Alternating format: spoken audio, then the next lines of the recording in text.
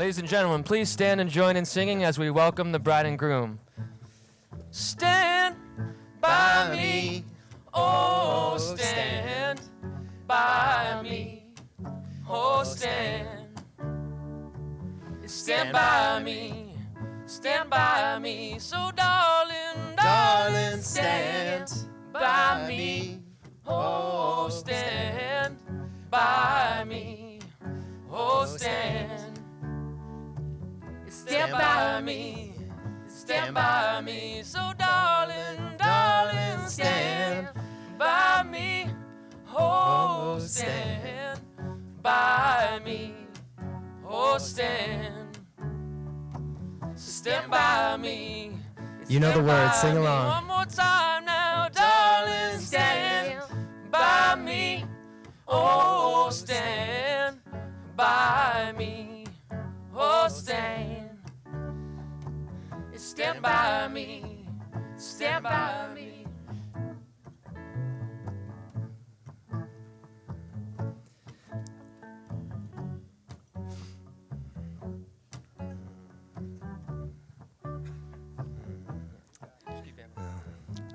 Families, will you stand by Charley and Natasha?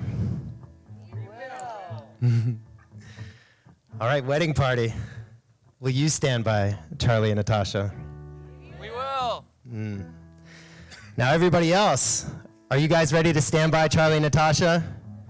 All right, let's sing it one more time.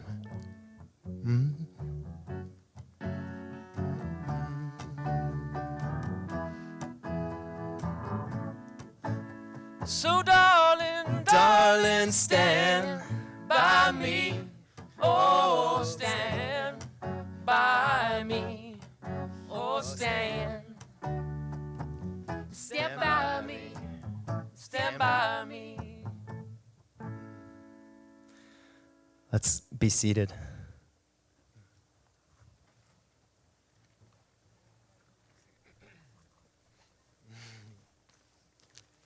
Thank you. Have a seat.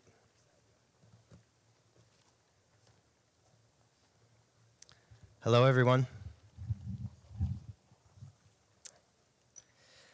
On behalf of Charley and Natasha, I would just want to thank everyone for making the journey out here today. My name is Aaron Berdure, and I'm up here today because Charley and Natasha asked me to be up here. As friends, we've been through quite a bit together. Building businesses, construction projects, community work, personal growth work, and now wedding production.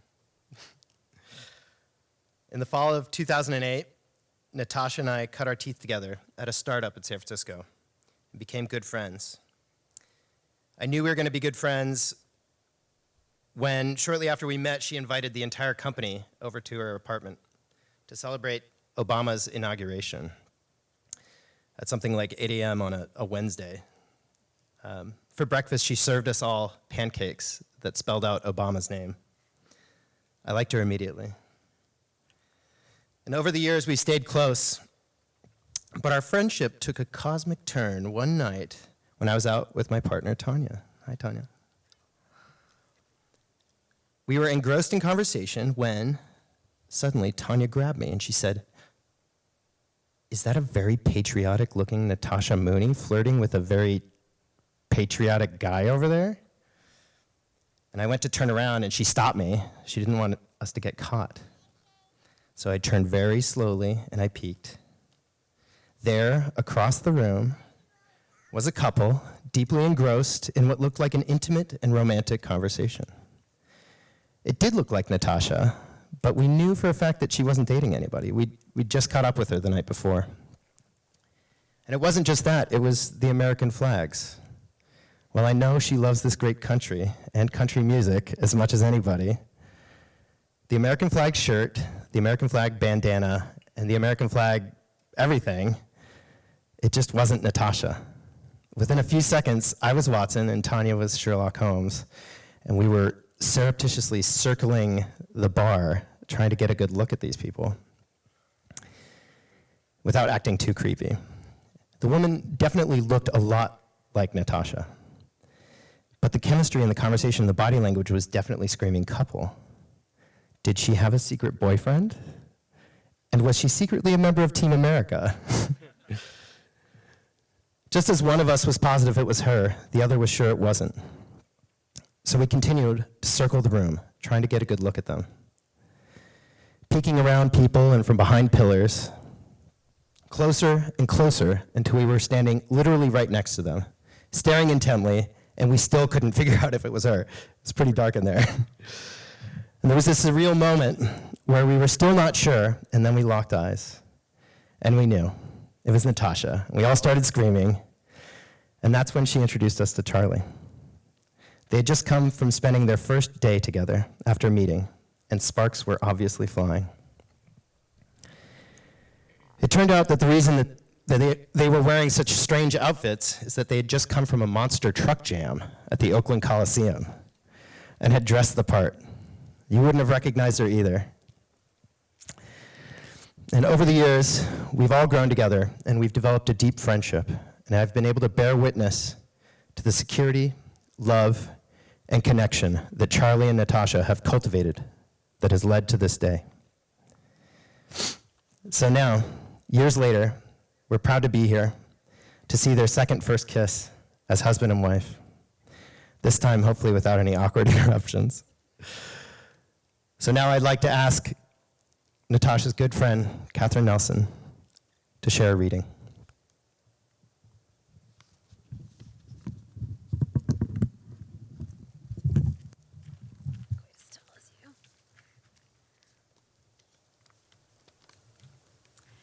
I'll be reading a selection from the book Attached by Dr. Amir Levine and Rachel Heller.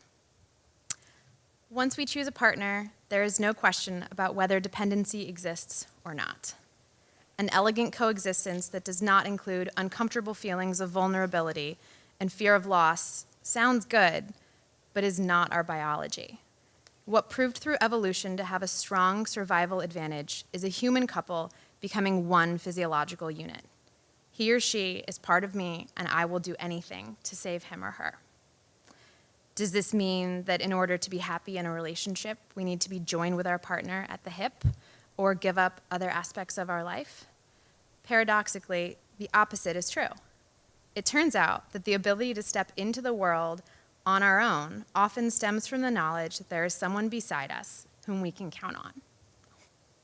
This is the dependency paradox. If you want to take the road to independence and happiness, find the right person to depend on and travel down it with that person. Thank you, Catherine. Now I'd like to welcome Henry to share a reading.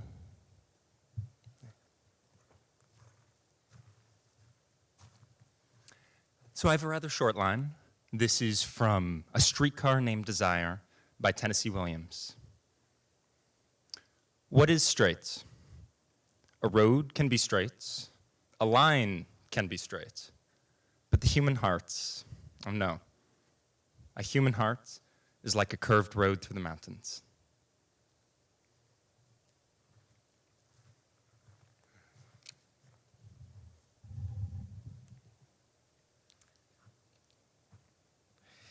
Charley, Natasha,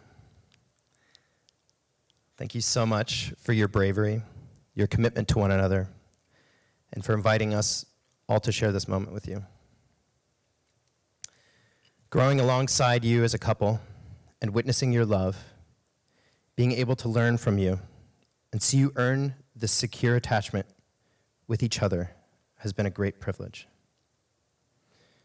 We live in a world that has all but forgotten what deep, authentic love looks like. As a culture, we are often afraid to be vulnerable and can fall into the trap of cynicism and sarcasm, which robs us of our ability to connect deeply with one another. In a world that struggles to move beyond superficiality, your brave and authentic love, cultivated by your willingness to dive deep, face the sea of emotion, and engage with what may lurk in the shadows, is a powerful agent of change and a gift to the world. Whenever we're together, feel like I'm learning something deep, true, and powerful about love. Whether you're sharing the science, like attachment theory, or you're actually modeling the behavior. The way you're constantly adding tools, trying new strategies for communication, and basically the fact that you're both so deeply committed to continued passionate learning has made my own relationship with my partner better, just by osmosis. Just by being around you and seeing how you interact. The way you gaze into each other's eyes, are deeply attentive to each other's needs, and demonstrably in tune at a very deep level. The way you handle tragedy and pain together, as a unit. Not everyone can do that. Very few can stand in the face of pain and be strong together. The gentle way you are there for one another, a constant love that isn't rushed or frantic at all, but patient and kind. The kind of love and care that is rooted in deep self-care and love. The kind of love that you get to give and receive only after a lot of patience and hard work.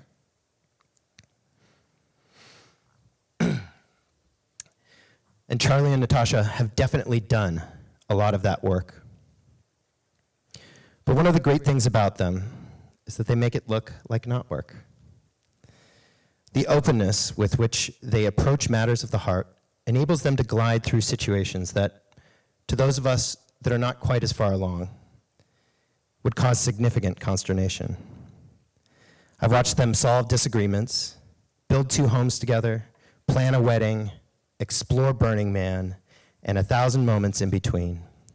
I've witnessed their ability to see their challenges as opportunities to learn from rather than obstacles to overcome. These qualities are not simply inspirational. They have helped me and many others surrounding these 2 lovebirds to take steps to adopt their fun, transformative way of living. In a very tangible way, just by living their lives and approaching the challenges they face the way that they do, they are helping those around them to solve their own problems. And it really is problem solving that they're good at. As individuals in their careers, as individuals doing personal growth work, as people, they're both oriented to fix, to help, to make change happen.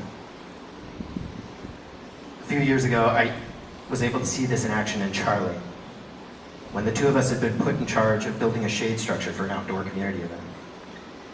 I've been worrying about this task. Would it be difficult? Would we mess up? Could we stay on budget? I brought my anxiousness along with me. But during the process of designing and building, Charley was just a constant source of peace and calm. His relentless optimism and endless creativity meant that he was able to step up and bring coherence and ease to a process that me and the other person on the team, it was extremely stressful and intimidating. And it wasn't just that those are qualities that he has, it was that he was actively and attentively helping us in our anxiousness and working to fix and change the situation, providing a way for the project to move forward that was peaceful and easy. This patient optimism, kindness, and willingness to be the one to step up and make change is something that they both share. Over the years, I've had the privilege of seeing Natasha embody these qualities in many different contexts, from her personal growth work and art projects to the work in the community and in business. I've witnessed her at her best. Like recently, when on a project where we share responsibility, Natasha noticed that I was pretty out of it and had the courage to ask about it. Her asking about it led to a conversation that allowed us to both to talk over the project in a fresh way and rethink the parts of the project that were great and the parts that weren't working. Her attentiveness to what I was going through, patience and understanding and willingness to take the risk to stand up and speak up opened a way for our work together to improve. Really, though, what I've seen is that they shine the most and brightest when they are working together as a unit, with ease and openness, patiently applying their collective strength and wisdom to the task at hand. Watching them plan and build this beautiful wedding has been a really incredible experience. They've navigated, as a team, situations that are legendarily hard, negotiating details large and small, making sure that everything is perfect. But whenever hard issues come up or tough decisions have to be made, they're able to work towards a common vision quickly and gently. Their love is not easily shaken, and their commitment is deep and true. Dependable, open, honorable, and beautiful. Even when things are hard. That's true love. I know that even at a wedding like this, there might be some cynics out there rolling their eyes right now. But it really is true. These two people before us are walking the walk, as they say, or sitting the seat right now. They are the real deal. They have earned a deep, secure bond and are choosing to celebrate it with a lifelong commitment. When I say they've earned it, I mean it. They've worked hard together, as a couple and as individuals. And the fruit of their efforts is the sort of deep, authentic love that people have a hard time believing still exists. And yet, here it is, right there, sitting on the couch in front of us. So, Charley, Natasha, the commitment you are about to make is meant to be a sacred and ongoing expression of your love for one another. Even though you've earned this moment, the future is not guaranteed. And you'll need to apply all of the skills and tools at your disposal to ensure that your bright love stays strong. Life is hard and full of many twists and turns. If you wish to successfully navigate these twists and turns, you must be careful to nurture your commitment and give it what it needs. In order to keep your commitment strong, I encourage you to care for yourselves first as individuals, to love yourselves deeply, and to not shy away from the tender parts of your own experiences. As you grow in self-love and care, your ability to care for one another will multiply, and you will find that being a refuge and source of security for one another will come naturally. And remember also that you do not walk this path alone, or even as a couple. All of us are here, all of your friends and family. We're committed to you as well. And when things get hard, we will be there with outstretched hands, waiting to catch and to hold you and support you in your time of need. And so, anticipating the opportunities and work before them, Charley and Natasha have chosen 4 core values that they are placing at the foundations of this lifelong commitment to one another. They would like to share those values with you now, not only so that you can bear witness to their commitment, but also so that when things get hard and you're standing by them, you can remind them of the values that brought them together.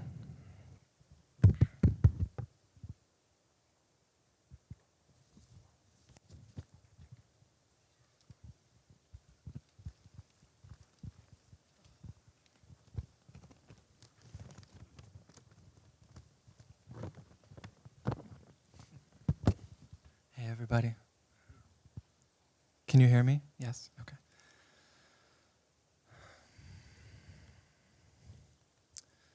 Craft. There's always a here and a there. In our personal projects and hobbies, in our professional careers, in our ambitions for ourselves and our relationships. There's the place where we are today, and there's the place we want to be. Craft describes how we get from here to there. The skills we build, how we build them, how we measure that progress, and how we respond to setbacks and surprises. Craft is the awareness and intentionality we strive to bring to our growth and experiences, and it informs the work that we do and how we do it.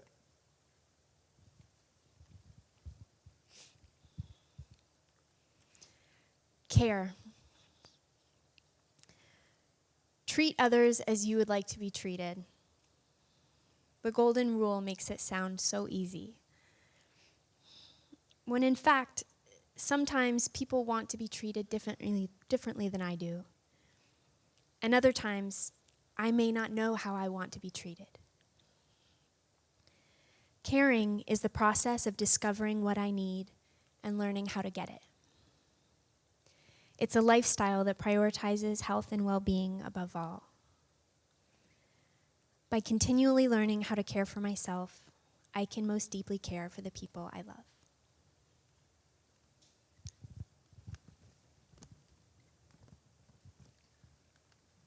Curiosity. The Greek philosopher Socrates once claimed, "The unexamined life is not worth living."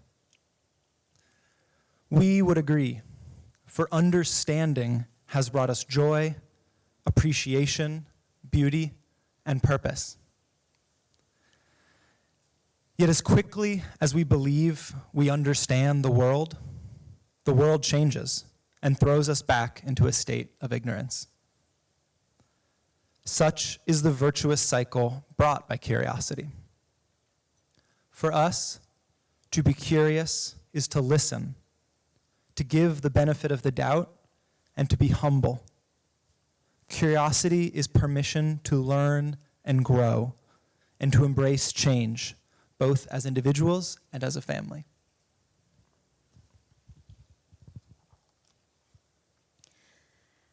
Finally, consensus. The sum of our choices ultimately determines the course of our lives. Where we live, what we do, who we love, and who we become. These are all the results of many decisions that we make on a daily basis.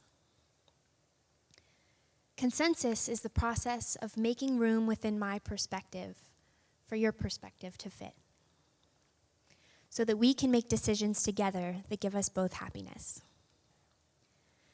It's acknowledging that my point of view can only ever hold half the story, and deciding that agreement is the litmus test for a choice well made.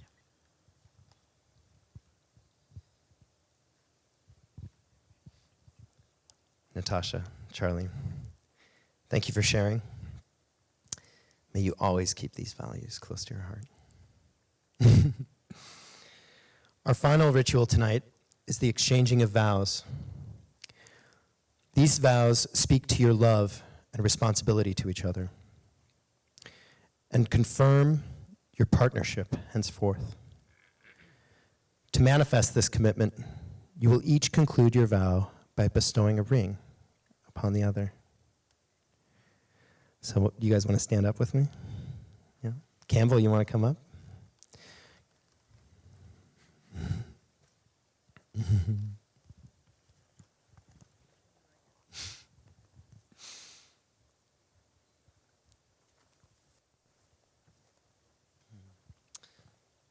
I was supposed to hand you the rings, but this works better.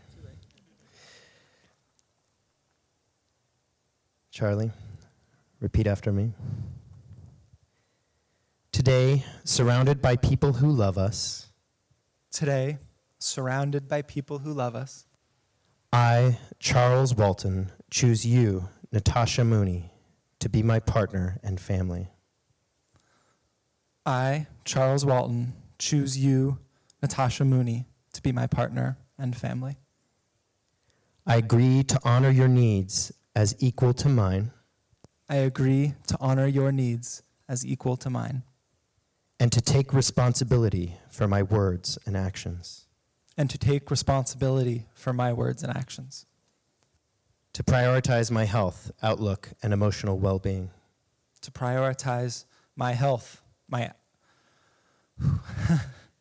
outlook, and my emotional well-being. And to care for you in sickness and in struggle. And to care for you in sickness. To share my voice my perspective. To share my story and voice my perspective. To build consensus with you on our family matters. to build consensus with you on our family matters, and to give you love freely without conditions, and to give you love freely without conditions, as long as we both shall live. as long as we both shall live. With this ring as a symbol of my commitment, With this ring as a symbol of my commitment, I take you to be my lawfully wedded wife. I take you to be my lawfully wedded wife.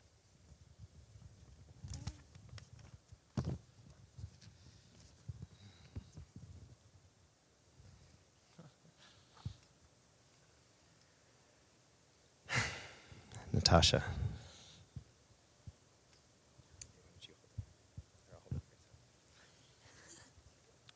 Today, surrounded by people who love us, Today, surrounded by people who love us, I, Natasha Mooney, choose you, Charles Walton, to be my partner and family. I, Natasha Mooney, choose you, Charles Walton, to be my partner and family. I agree to honor your needs as equal to mine, I agree to honor your needs as equal to mine, and to take responsibility for my words and actions, and to take responsibility for my words and actions, to prioritize my health, outlook, and emotional well-being, to prioritize my health, outlook, and emotional well-being, and to care for you in sickness and in struggle, and to care for you in sickness and in struggle, to share my story and voice my perspective, to share my story and voice my perspective, and to listen to your story and hear your perspective, and to listen to your story and hear your perspective, to build consensus with you on our family matters, to build consensus with you on our family matters, and to give you love freely without conditions as long as we both shall live. and to give you love freely without conditions as long as we both shall live. With this ring as a symbol of my commitment, With this ring as a symbol of my commitment, I take you to be my lawfully wedded husband. I take you to be my lawfully wedded husband.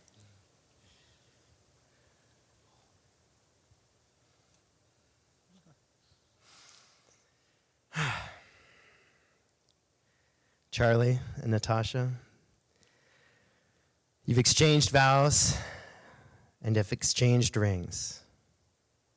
So now, by the power vested in me from the state of California, I'm delighted to pronounce you husband and wife.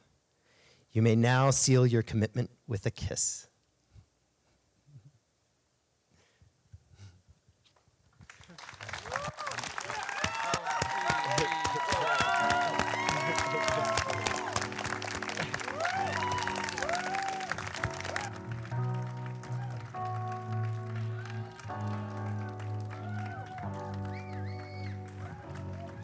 Baby, there ain't no mountain high enough, ain't no valley low enough, ain't no river wide enough to keep me from getting to you, baby. Baby, there ain't no mountain high enough, ain't no valley low enough, ain't no river wide enough to keep me from Now I'd like to invite getting to you, the wedding baby. party and the family to stick around, but for everyone else, please head in. It's cocktails.